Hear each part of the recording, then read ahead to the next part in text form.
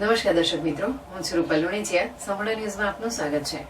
વડગામ તાલુકાના નાવીસણા ગામે આવેલ રિસોર્ટનો ગેરકાયદેસર કબજો લેવા 7 માસ અગાઉ કેટલાક લોકોનું ટોળું ધસી દઈ તોડફોડ કરવાના મુખ્ય સૂત્રધારને અમદાવાદ ક્રાઇમ બ્રાન્ચની ટીમે રવિવારે દબોચી છાપી પોલીસને સોંપ્યો હતો.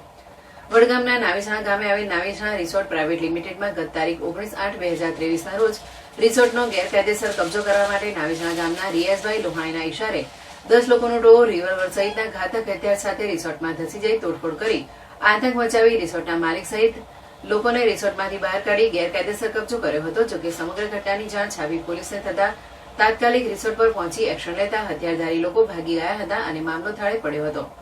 આ સમગ્ર ઘટનામાં 4 લોકો સામે નામજોગ જ્યારે અન્ય 7 સામે રિસોર્ટ માલિકે છાપી પોલીસમાં ફરિયાદ નોંધાવતા પોલીસે તાત્કાલિક 5 આરોપીની અટકાયત કરી કાયદેસરની કાર્યવાહી કરી હતી.